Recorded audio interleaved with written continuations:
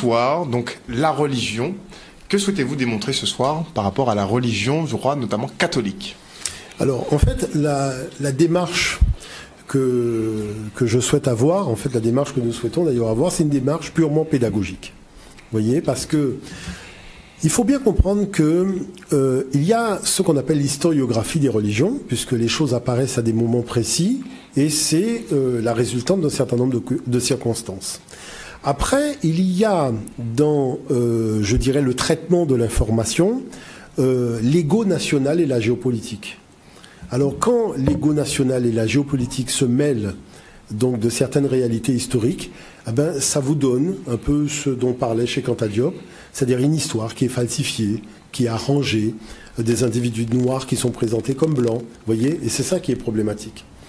Maintenant, il y a des gens qui sont de bonne foi. Il y a des gens qui disent simplement, ben, comme moi, je l'ai été aussi, j'ai envie de savoir, j'ai envie de connaître, j'ai envie de découvrir, j'ai envie de comprendre. Vous voyez ? Et on découvre une chose qui est assez particulière, c'est le fait que, en fait, une information, elle provient d'une source. Si vous avez deux informations qui proviennent de la même source, si vous commencez à avoir 100 informations qui proviennent de la même source, vous risquez là, maintenant, d'être manipulé. Parce qu'il faut l'objectivité. Et la problématique dans laquelle nous nous retrouvons, c'est que les informations proviennent de la même source. Il n'y a pas de diversité des sources, ce qui fait qu'on ne peut plus être objectif, on devient subjectif. Mais on le devient petit à petit. On ne se rend pas compte qu'on s'enferme dans de la subjectivité. Mais ce n'est pas la faute de l'individu. C'est parce qu'il y a un moment, il ne s'est pas posé la question de celui qui lui fournit les informations. Parce que toute information poursuit un but géopolitique. Il n'y a plus, en ce bas monde malheureusement, d'informations neutres. Mais dans la religion, en plus, on évite les questions un peu dérangeantes. Mais c'est-à-dire que dans ce, il faut bien comprendre une chose. Hein. Les anciens faisaient de la spiritualité. Ils ne faisaient pas de religion. La religion, c'est quelque chose qui est apparu dans le fonctionnement des États avec, je dirais, des objectifs politiques et des intérêts économiques. Donc on a arrimé, je dirais, une pensée philosophique à des intérêts géopolitiques et à des intérêts matérialistes. Donc tout est centralisé. Et cette pensée, qui est protégée par le pouvoir militaire, le pouvoir politique et autres, c'est celle-là et celle-là seule qu'on va diffuser. Et c'est ce qui se passe quand vous avez un pays qui est à tendance telle chose. Eh ben c'est vrai qu'il y a une uniformité de la diffusion de l'information. Maintenant, la chose qui se passe, c'est que nous sommes des Africains. Ça veut dire que l'homme est né en Afrique. Ça veut dire que, normalement, dans la continuité réelle des choses, comme pendant des centaines de milliers d'années, il n'y a eu que des Africains, et l'écriture est une invention africaine, ça voudrait dire que, normalement, il devrait y avoir une source d'information venant du continent africain. Or, toute la documentation qui est présentée est une documentation qui passe sous silence l'Afrique, pas simplement dans le domaine religieux, mais dans tous les domaines. Dans tous les domaines, vous avez carrément une marginalisation systématique de l'humanité africaine dans tous les domaines. Et il y a un exemple qui circule énormément sur les réseaux sociaux, ce sont les théorèmes de Thalès et Pythagore qui devraient être rebaptisés, puisqu'on a découvert que c'est Yamessou. Voilà, Yamessou, qui est un mathématicien africain qui a consigné ce théorème sur un papyrus 1000 ans avant Thalès et Pythagore. Vous voyez ? Donc c'est là où nous rentrons véritablement dans la dimension géopolitique. Maintenant, il se passe quelque chose. Quelqu'un qui se dit, tiens, il y a un documentaire à la télévision, je vais prendre le temps pour le regarder. Eh bien, c'est pour cette raison que je voudrais vous passer, premièrement, un extrait d'un documentaire. Morgan Freeman décide de se poser la question, mais quel est le plus ancien texte où on a parlé de la résurrection après la mort et de la vie éternelle ? Et voilà qu'avec des moyens colossaux, il part à travers le monde. Et nous allons regarder le premier extrait et vous allez voir où finalement tout le monde l'emmène. On peut y aller. Nathan, est-ce qu'on peut avoir le premier extrait, s'il te plaît?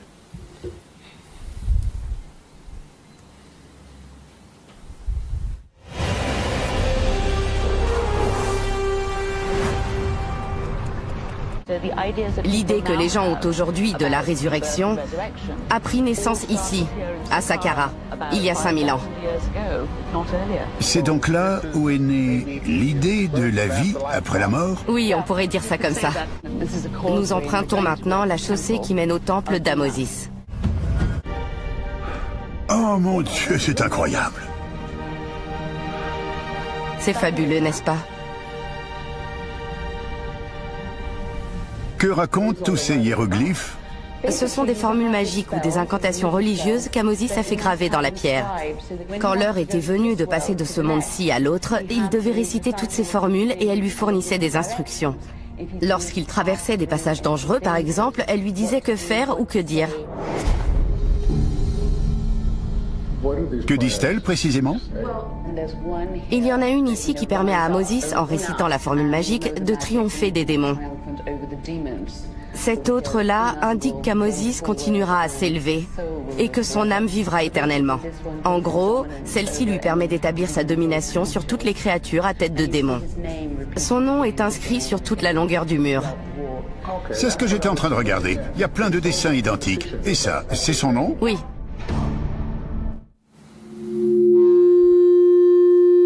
Petit Larsen. Merci Nathan. Voilà. Donc, vous avez vu le documentaire. C'est fabuleux. C'est-à-dire que vous avez Morgan Freeman qui dit « Mais j'aimerais bien savoir quel est le plus ancien texte religieux. » C'est-à-dire là où, pour la première fois, on a abordé la problématique de la vie après la mort. C'est-à-dire quelqu'un qui ressuscite d'entre les morts le 3e jour. Et vous avez vu où on l'a emmené? On l'a emmené en Afrique. Maintenant, ce qu'il y a de particulier, et l'erreur, vous voyez, ici, c'est que le spectateur qui regarde ce documentaire ne sait pas lire les hiéroglyphes. Effectivement. Regardons le deuxième document, mais par contre, je vais le commenter. Okay. Est-ce qu'on peut regarder le deuxième document? Et je vais le commenter parce qu'il y a des choses qu'il faut comprendre et c'est important. Est-ce qu'on peut avoir le deuxième document? Le deuxième document. Ça arrive tout de suite. Voilà. Alors, premièrement, nous ne sommes pas dans le tombeau de Amosis. C'est faux. Parce que partout, sur le mur, c'est marqué que nous sommes dans le tombeau de Ounas, qui est le dernier roi de la 5e dynastie. Donc, est-ce que vous avez vu l'importance de savoir lire les hiéroglyphes? Tout à fait. Vous voyez? Parce que regardez le nom de Amosis dans un cartouche et regardez le nom d'Ounas inscrit sur les murs.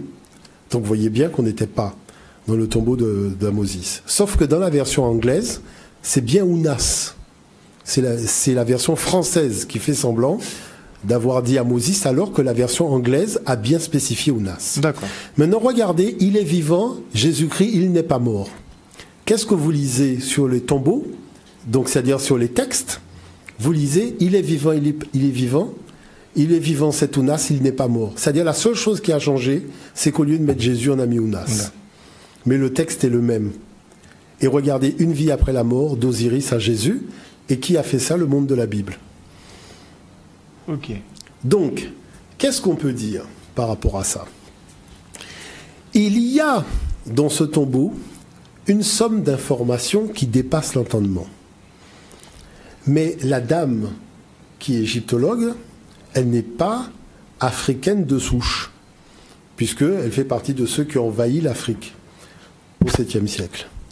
Donc elle ne peut pas, comme ça, sur une chaîne de télévision internationale, faire preuve ni de sincérité, ni d'objectivité. Elle a juste dit le minimum. Voilà le premier texte qui a parlé de la vie éternelle, qui est l'original de tous les autres textes qui vont en parler, même ceux de la Bible. Vous voyez l'affaire? Maintenant, la chose, c'est quoi? C'est la première fois qu'on a la mention d'un Dieu unique. Vous avez vu qu'elle n'en a pas parlé. C'est la première fois qu'on a la mention du Fils de Dieu qui juge les vivants et les morts et qui leur accorde la vie éternelle. Elle n'en a pas parlé. C'est la première fois qu'on a le rituel du pain et du vin, c'est-à-dire le dernier repas. Elle n'en a pas parlé. Vous voyez ce dire par là?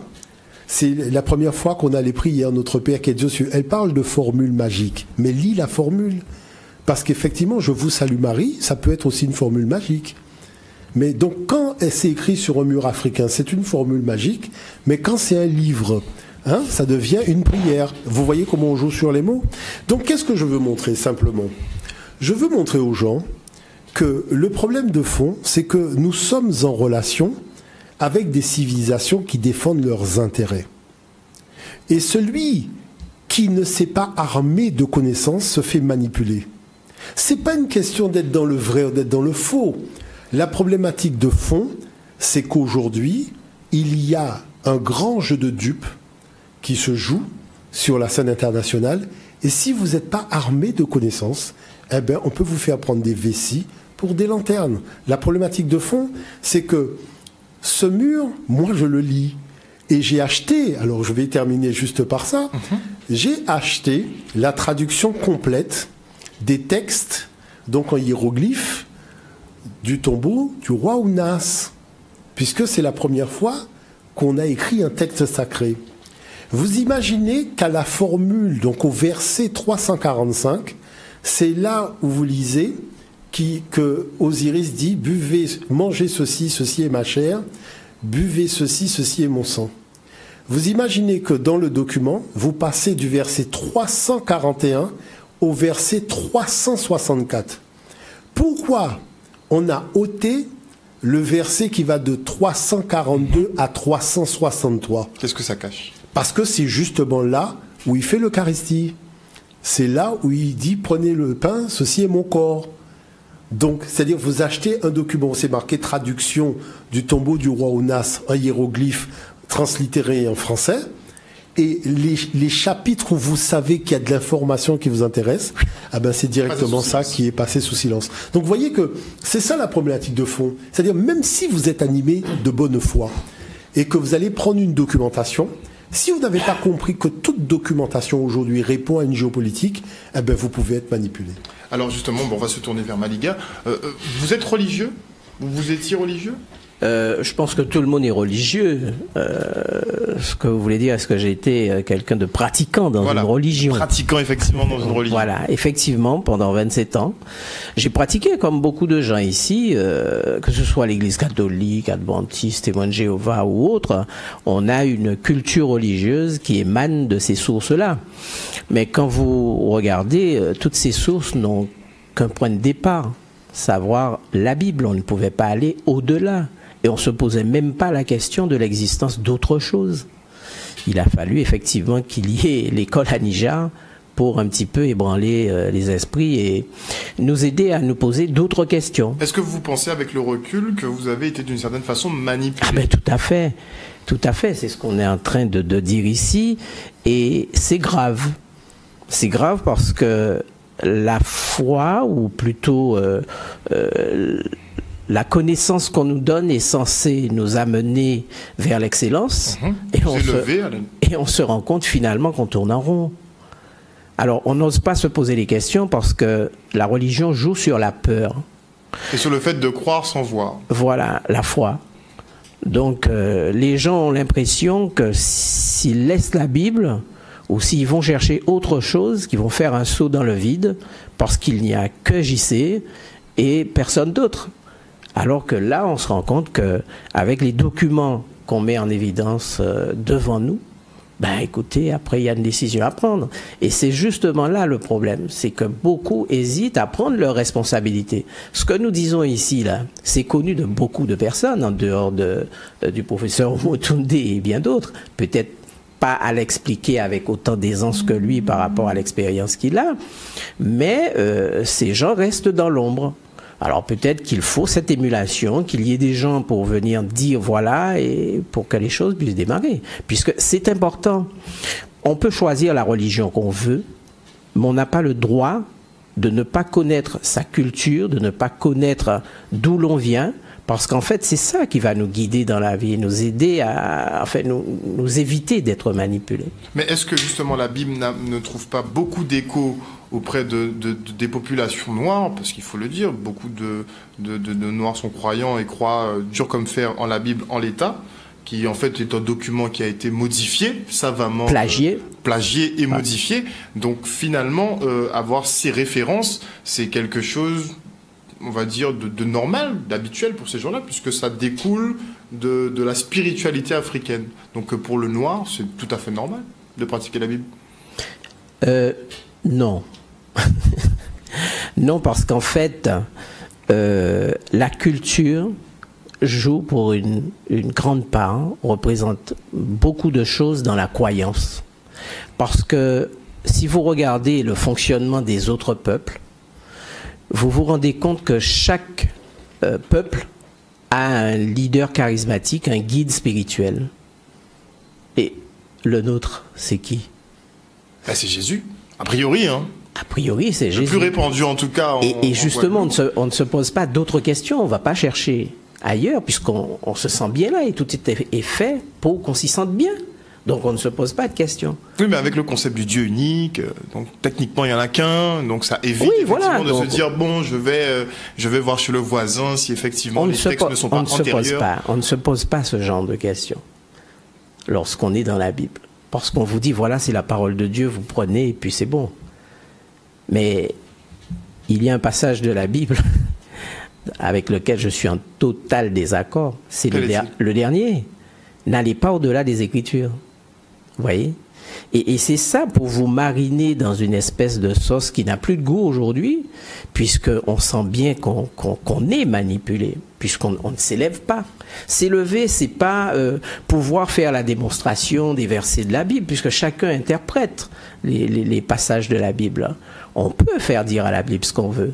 Après, d'aucuns vont vous dire, oui, mais vous voyez, vous prenez tel passage, ça s'accorde avec le temps, par exemple, tant événements vont arriver, on va vous parler de ce qui se passe aujourd'hui en 2 Timothée 3, etc. Mais ce sont des choses qui se sont toujours faites. Aujourd'hui, avec les informations, la possibilité, les moyens techniques qu'on a, on découvre que telle chose s'est faite. On a aujourd'hui les choses en temps réel avec WhatsApp et compagnie. Donc, on a la possibilité d'aller à l'information. Et ce que je reproche aux gens qui sont ancrés dans la Bible, c'est de ne pas ouvrir leur esprit pour essayer de comprendre autre chose. C'est pas de l'apostasie que de dire que JC, peut-être, est-ce qu'il a vraiment existé? Oui, ne serait-ce que ça.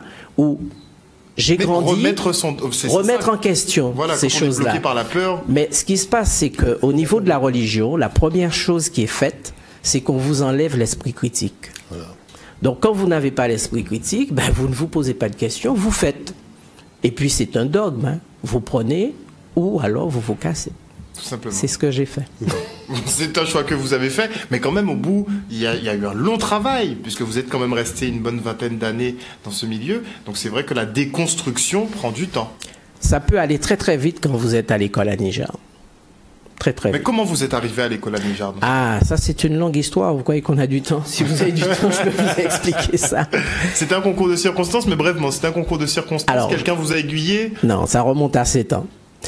Il y a 7 ans, j'étais dans ma voiture. Hein, je suis formateur, enseignant de la conduite. Et donc, j'ai entendu ce monsieur qui disait des choses atroces sur JC. Et atroce, hein? Atroce, oui, qu'il n'existe pas, que c'est un usurpateur, etc., etc. Donc, je voulais absolument le rencontrer pour lui dire, ben, ce sont des choses qui ne se disent pas lorsque la foi des milliers de gens repose sur un individu et vous venez vous ébranler tout ça, ça ne se fait pas. Eh bien, je me suis dit, bon, il faut quand même que j'aille au moins le lui dire, ce qu'on vous interdit, parce que là, vous êtes déjà en faute hein, si vous faites ça. D'accord. Et donc, je suis allé, j'ai pris sur moi mes responsabilités en tant qu'homme pour aller le voir et lui dire, j'apprécie pas ce qu'il dit, surtout sur c'était l'autre radio de grande écoute, et donc il faut modérer quand même ses propos. Eh bien, ce jour-là, c'était une conférence à Saint-François, et il y avait foule. Il y avait pas mal de personnes et il a commencé sa plaidoirie, puisqu'il s'agissait véritablement de ça. Et l'idée, c'était pas de démonter quoi que ce soit, mais c'était de faire de la pédagogie comme il fait. Eh bien, les questions que j'avais à lui poser, il a répondu du début jusqu'à la fin. La conférence a commencé, il était 19h. Ça s'est terminé, il était 23h45, donc pratiquement minuit. Personne n'a bâillé, personne ne s'est levé pour aller faire pipi. Il y avait des enfants, il y avait des adultes. On connaît ce genre de situation, effectivement, avec Monsieur Omotunde. Voilà. On connaît ce genre de situation. Donc, effectivement, les démonstrations étaient tellement claires, nettes et précises. Vous n'avez plus de questions à poser? Puisque la réalité est là. Attendez, Monsieur Omotunde, on va du côté du téléphone. Il y a un auditeur qui attend depuis un petit moment, je crois. Allô, oui, bonsoir. Allô? Bonsoir, monsieur. Bonsoir. J'appelle monsieur qui parle là. Allô? Oui, bonsoir. Allô? Éteignez la télé. Éteignez la télé. Bonsoir. J'appelle monsieur qui parle là. Oui,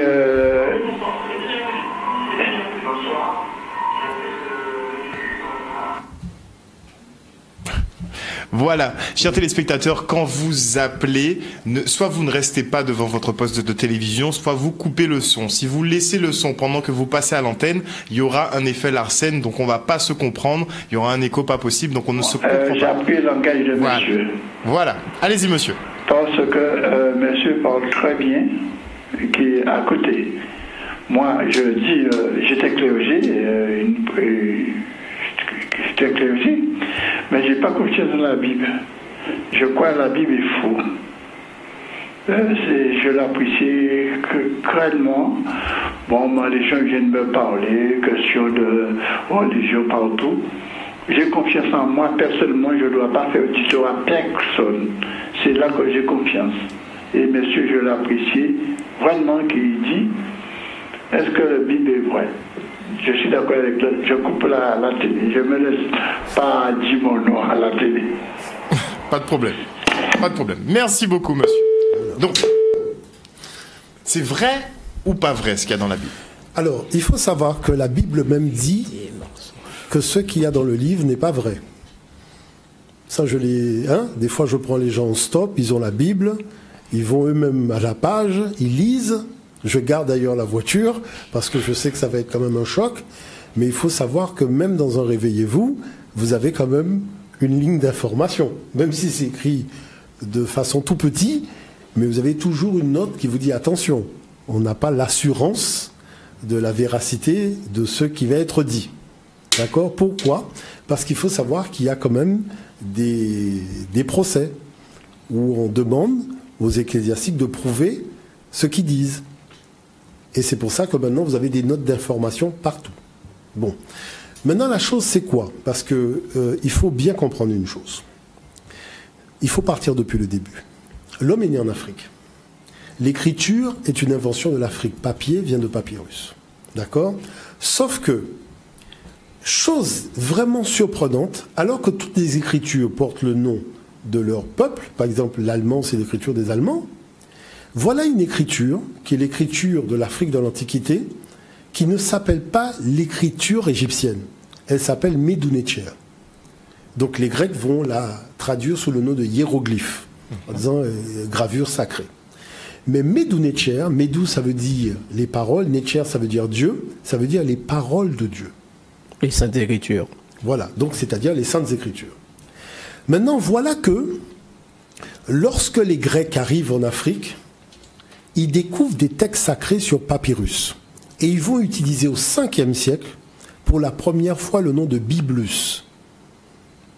Et donc ce nom de Biblus, c'est là-dessus, parce qu'il ne faut pas oublier que lorsque les Européens arrivent en Afrique, ils sont polythéistes. Alexandre le Grand est polythéiste. Il ne faut pas oublier que quand vous lisez les textes bibliques, vous voyez bien que les peuples du Proche-Orient sont des peuples fondamentalement polythéistes, qui se battent pour intégrer la sphère du monothéisme. Mais l'Afrique a toujours considéré le soleil comme étant la manifestation du Créateur. Le soleil n'est pas le Créateur, mais c'est sa manifestation. Parce que c'est la lumière, vous voyez, qui chasse les ténèbres. Et chose particulière, c'est que le soleil, il y en a un seul. Donc voilà pourquoi c'est une pensée qui est radicalement monothéiste. Et deuxièmement, Dieu ne peut pas être jaloux. Pour quelle raison? Parce que qui peut rivaliser avec le soleil dans l'univers? La preuve, quand il n'est pas là, il fait nuit. S'il y avait un précédent, il aurait pris la place, comme ça on n'aurait pas allumé la lumière la nuit. Donc c'est pour cette raison que nos ancêtres ne sont pas rentrés dans ces discussions-là, parce que ces discussions ne cadraient pas avec la vision de la spiritualité qu'ils avaient, pas de la religion. Maintenant, on va recevoir des étrangers. Donc vous voyez, Moïse a été instruit dans la connaissance de Dieu dans les temples de Pharaon. Il faut savoir que c'est pas Pharaon qui a quitté l'Afrique pour aller chez Moïse apprendre à connaître Dieu. Ce sont ces gens-là qui ont quitté là où ils étaient pour venir chez nous. Même chose pour Alexandre le Grand. C'est pas les Africains qui ont été en Europe voir l'empereur romain pour lui dire apprends-nous à connaître Dieu. Ce sont les Romains qui sont venus en Afrique. Ce sont les Grecs qui sont venus en Afrique. Ce sont les Arabes qui sont venus en Afrique. Ce sont les Hébreux qui sont venus en Afrique. Regardez bien, tout le monde vit en Afrique. Mais la question, c'est que si tout le monde vit, c'est qu'il y a quelque chose qui intéresse tout le monde. Et ce qui intéresse tout le monde, c'est non seulement la connaissance des sciences, puisqu'il y a les pyramides qui en témoignent, mais aussi une pensée spirituelle qui dépasse l'entendement. Et lorsqu'il a fallu statuer sur un certain nombre de choses, c'est l'Afrique qui l'a emporté. La vie éternelle, le baptême, le mariage, voyez, l'extrême onction, toutes ces choses-là, l'Eucharistie, la messe, tout ça, ça vient d'Afrique. Vous voyez l'affaire? Et c'est pour cette raison que les pères de l'Église, Alexandre d'Alexandrie, Clément d'Alexandrie, tous ces gens-là, c'était des Africains. Et dans la bibliothèque d'Alexandrie, on avait mis les textes sur papyrus qui étaient les copies maintenant des textes qui étaient gravés sur les murs, comme dans le tombeau d'Ounas. Donc voilà que, ayant maintenant des documents, comme vont faire les peuples, ils vont traduire dans leur langue les textes, et le mot Biblus, quand les Européens vont traduire la totalité des textes africains, ils vont maintenant réacclimater ça à leur culture, parce que l'Afrique est matriarcale. Ces gens-là sont des patriarcaux et des nomades, alors que l'Afrique a reçu un message spirituel, alors qu'elle était matriarcale, sédentaire et pratiquant l'agriculture. Donc il va y avoir une réacclimatation de tout cela dans la culture des nomades, donc des envahisseurs, qui vont réadapter les textes à leur culture et à leur projet civilisationnel. Donc à partir de ce moment-là, ils vont devenir impérialistes. C'est vrai qu'ils l'étaient déjà au départ, mais là, avec cette connaissance-là, ils ont trouvé le moyen d'unir des millions d'hommes autour d'un idéal de valeur au service d'une personne qui n'est plus obligée de les payer. Parce qu'avant, il fallait des mercenaires et payer les mercenaires. Là, simplement, on va lever une armée. Vous savez, les croisés, on ne paye pas les gens. On dit au nom de Dieu, on va tuer les Arabes. Tout le monde se lève pour tuer les Arabes. Vous voyez ce que je veux dire par là? Donc, ils ont trouvé l'arme secrète. À partir de là, on organise le colonialisme et l'esclavage. On y arrive, on se quitte pour une petite page de publicité et exceptionnellement, on va continuer cette émission pour une troisième partie avec M. Jean-Philippe Omotunde. À tout de suite.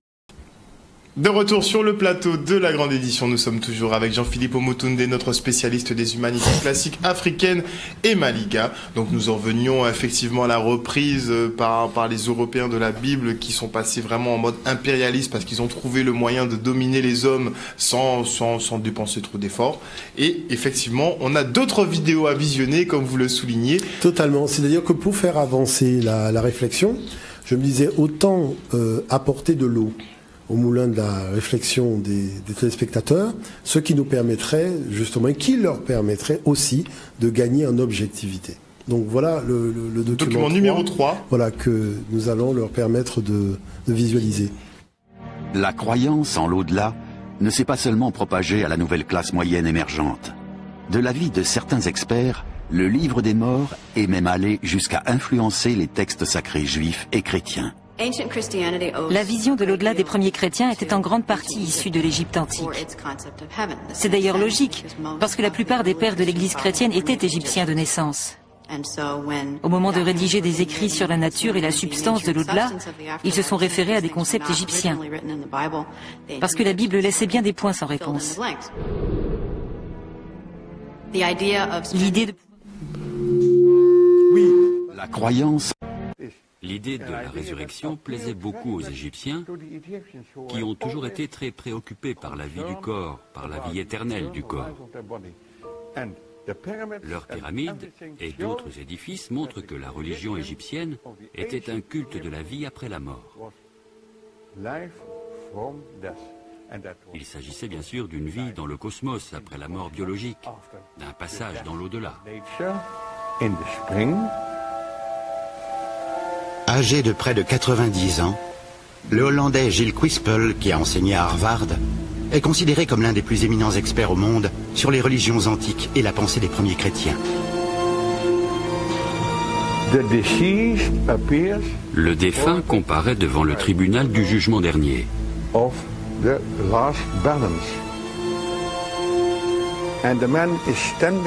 L'homme se trouve devant la porte qui donne accès à la salle de l'absolue vérité. Et c'est là que se trouve aussi Osiris. Osiris est un dieu qui apparaît sur la terre sous une forme humaine. Il apporte à l'homme de précieux enseignements et lui apprend le culte des dieux. C'est un dieu civilisateur, si on veut. Ensuite, il est mis à mort par les forces du mal. Il ressuscite, il monte au ciel où il sera le juge des âmes à la fin des temps. Les tombeaux égyptiens fourmillent de représentations qui retracent ces événements.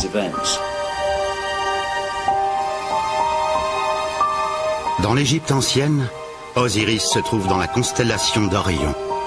C'est le bon berger des étoiles, ces âmes qui sont dans les cieux.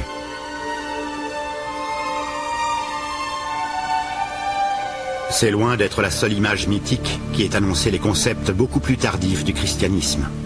Les auteurs Tim Freke et Peter Gandhi ont fait une étude extensive de la pensée dans l'Antiquité.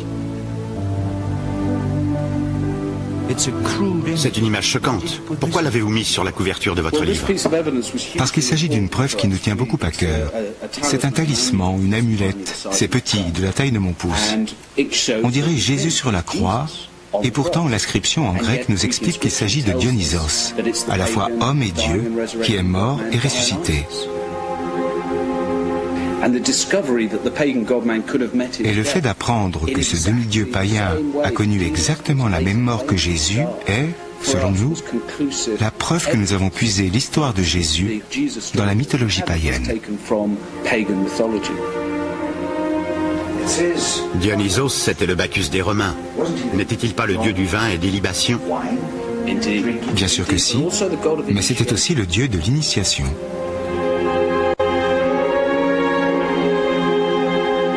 Dieu du vin, à l'origine, et dieu mineur, Dionysos, c'est-à-dire littéralement fils de Dieu, se transforme plus tard en rédempteur.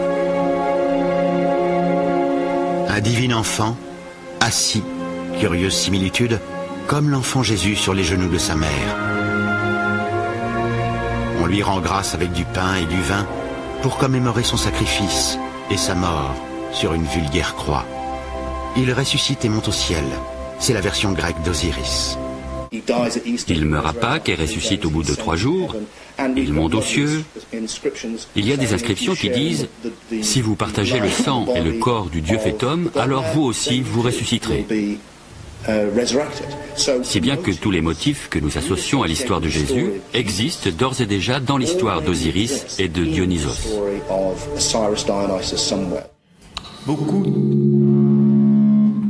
Voilà, Donc, maintenant, ça devient intéressant. Parce que, quand on reprend l'histoire à la base, d'accord, les Africains sont ceux qui ne sont jamais sortis de chez eux. Donc, ils ont eu, pendant des millénaires, justement, le temps de la réflexion, y compris sur le plan spirituel. Tous les peuples qui sont venus, c'est-à-dire ces Africains qui sont partis et qui sont revenus après, sont revenus dans le cadre d'une pensée polythéiste. Ils découvrent le monothéisme en Afrique, ils découvrent le Fils de Dieu, qui est le guide de l'humanité, qui va mourir, qui va descendre aux enfers vivants et les morts, qui va ressusciter le 3e jour, qui va monter à la droite de Dieu. Maria sait avoir un fils par Immaculée Conception qui est né le 25 décembre. Le 25 décembre sera la fête du divin enfant. Ça fait beaucoup de coïncidences. Et voilà qu'on va ramener toutes ces connaissances à Alexandrie, on va copier des textes, on va brûler la bibliothèque, et après on va venir dire à mes ancêtres en Guadeloupe, tu sais, voilà le livre qui dit la vérité. Sauf que moi, quand j'étais à l'école, j'ai constaté une chose très tôt. Nos informations proviennent de la même source. Et que nous n'avons aucune garantie du fait d'être manipulés par cette source.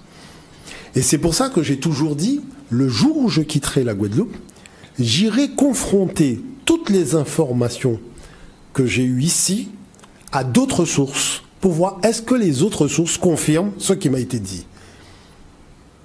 Et c'est pour ça que chaque fois que je vais dans un pays, je vais dans le musée, je vais dans la bibliothèque. Et à force de discuter avec les vieux à travers le monde, tous les vieux vous disent quoi? Peu importe leur spiritualité, peu importe leur religion. Tout a commencé en Afrique. Parce que l'Afrique a inventé l'écriture sainte. Et voilà que je découvre qu'une jeune femme demande à une théologienne de Montréal, spécialiste de la Bible, d'où vient le mot Bible. La dame, elle dit que le mot Bible apparaît en Égypte parce que ça désigne le support sur papyrus sur lequel on écrivait. Mais vous voyez qu'elle se garde bien de dire, mais qu'est-ce qu'on écrivait sur le support? Première chose, première faute grave, parce qu'elle aurait dû dire que c'était les Saintes Écritures. Deuxièmement, qu'est-ce qui se passe? Les histoires qu'on raconte dans la Bible d'Abraham, vous les découvrez dans les textes de l'Afrique ancienne. La seule chose qui diffère, c'est le nom des personnages. Et la couleur. Et la couleur des personnages et le lieu où se déroule l'action. Parce que Abraham, c'est le texte égyptien de Satni et de sa femme Maï qui était vieux et qui ne pouvait pas avoir d'enfant. Et lorsque Dieu dit à Satni, « Ô Satni, un fils te sera donné et tu l'appelleras du nom de Sénosiris », qu'est-ce que vous découvrez à propos d'Abraham? « Ô Abraham, un fils te sera donné et tu l'appelleras du nom d'Isaac ». Donc, il faut savoir qu'il y a quand même des congrès de théologie qui sont organisés à travers le monde. Et ces congrès de théologie statuent qu'il y a eu copie. Et c'est pour ça que dans la Bible, je vous dis que dans la Bible, quand vous lisez les notes d'information, on vous dit que ces textes sont des copies de textes plus anciens. Pour éviter un procès. Donc vous ne pouvez pas les attaquer en justice en disant que c'est des faux textes, puisqu'ils ont déjà mis dans le livre qu'ils avouent eux-mêmes que ce sont des faux textes. Et pourquoi ça a été mis? Parce qu'il y a eu des procès, parce qu'il y a eu des débats où ils ont perdu. Mais ça, ce n'est pas porté à la connaissance des non-spécialistes. Parce que l'enjeu de l'affaire, c'est quoi?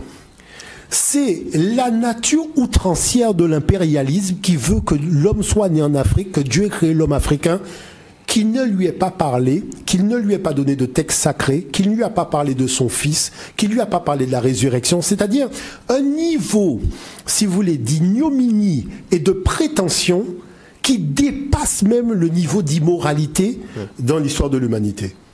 Vous voyez l'affaire? Et en tant que colonisateur apporteur de la mort et du génocide des populations du Sud, il serait, lui, le porteur de la connaissance de Dieu qu'il apporte sur un bateau négrier dans lequel il y a 450 de mes ancêtres enchaînés à fond de cale.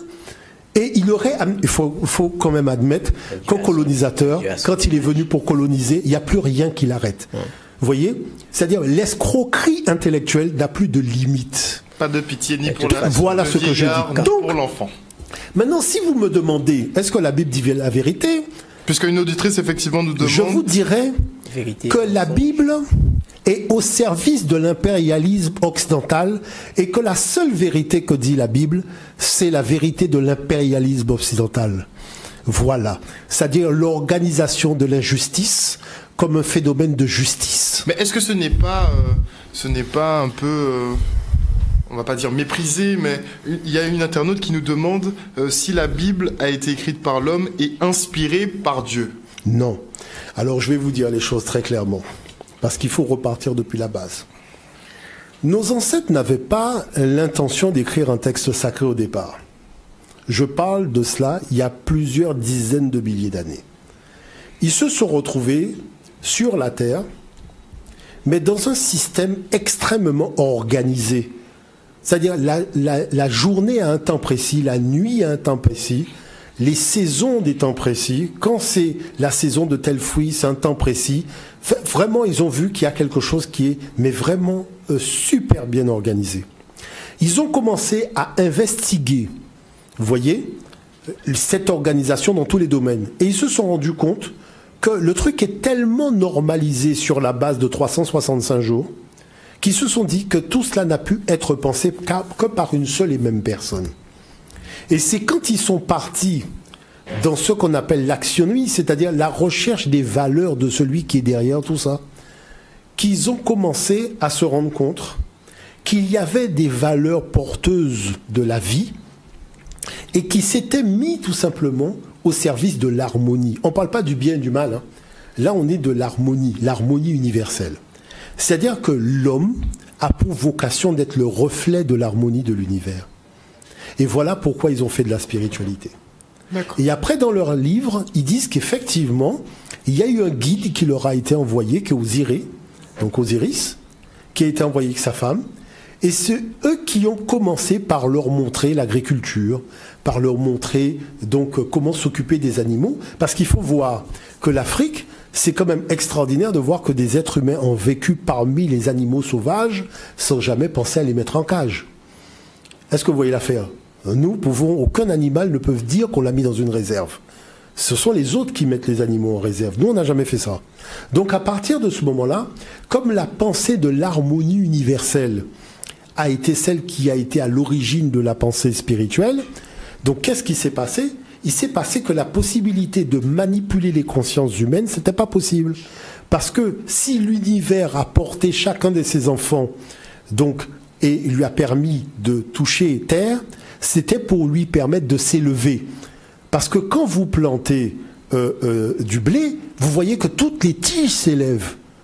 Donc c'est pareil pour l'humanité. Quand l'humanité est là, chacun représente une tige qui doit pouvoir à son élévation. Donc le but originel. Donc le but, c'était de la spiritualité. Maintenant, la religion est apparue lorsque sont arrivées des nations impérialistes qui ont voulu contrôler à grande échelle la pensée humaine en organisant le prototype de pensée et en l'imposant par la force, même par l'esclavage. Parce qu'il ne faut pas oublier une chose. C'est quand même le Code noir qui a fondé la pensée chrétienne dans notre pays. Et cette pensée chrétienne, comme le dit Victor Schellcher lui-même, c'est à coup de fouet et à coup de bateau qu'on a fait faire les gens faire le Notre Père, parce que les gens connaissaient d'autres dossiers. Ces dossiers-là, ils les trouvaient un peu futiles. Vous voyez ce que je veux dire ? Non, il faut dire les choses clairement. Il les trouvait un petit peu futiles. Donc, il a fallu des coups de bâton et des coups de fouet. Vous voyez ? Et Henri Vallon parle aussi de ces coups de fouet que prenaient les gens pour faire la prière du soir et la prière du matin. Donc on voit bien que c'est pas... C'est-à-dire quand vous commencez à enquêter sur l'histoire de cette affaire-là, vous êtes dans une histoire qui est nauséabonde. Maintenant, en 2017, vous voyez, on veut vous raconter une version qui n'est pas celle de l'histoire, une version qui n'est pas celle de la vérité, et on veut vous faire accepter cette version au forceps, en vous faisant croire que l'homme serait né en Afrique, mais ce serait le seul demeuré des variétés humaines. Qui n'est pas évolué. Vous comprenez ce que je veux dire par là ?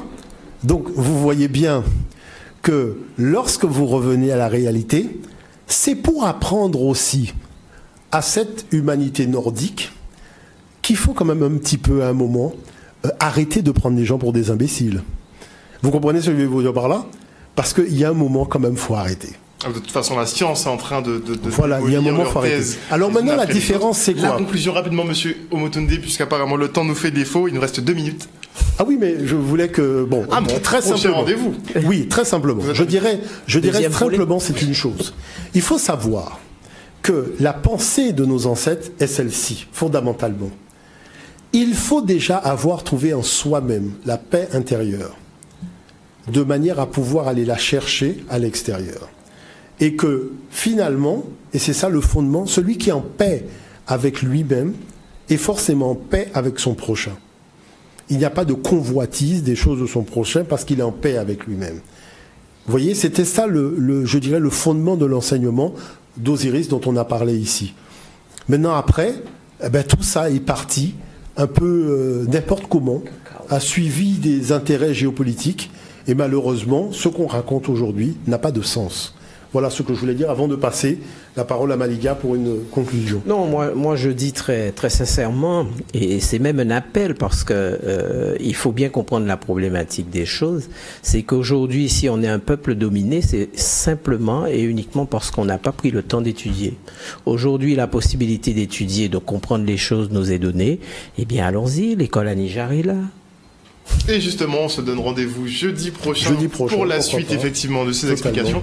Et j'aurais quelques petites questions, je pense, par rapport à Jésus, puisque beaucoup de gens se demandent qui il était, s'il a vraiment existé, puisqu'il y a des égyptologues qui disent que non, c'est une invention. D'autres disent que il n'a pas beaucoup vécu, effectivement, aux alentours de Jérusalem. Il a plus vécu en Égypte. Il a reçu un enseignement égyptien. Il y a des ouvrages complets dessus. Donc j'aurais quelques petites questions là-dessus. Le meilleur exemple pour savoir s'il a existé, c'est étudier Flavius Joseph. Flavius Joseph. Qui était juif et qui mentionne qu'une phrase. Merci beaucoup en tout cas, messieurs, d'être venus sur ce plateau ce soir. Merci à vous, chers auditeurs. Vous aussi, chers internautes, qui disent une fois de plus que ce que vous dites, effectivement, est vrai, qu'il ne faut pas faire... il faut faire la différence entre religion et spiritualité. N'hésitez pas à poser vos questions. Jean-Philippe Omotonde se fera un plaisir d'y répondre la semaine prochaine, donc jeudi prochain à 19h. Mais on se donne rendez-vous demain à 18h30 pour une prochaine grande édition. Passez une excellente soirée à l'écoute de nos programmes et n'oubliez pas effectivement de chercher la vérité.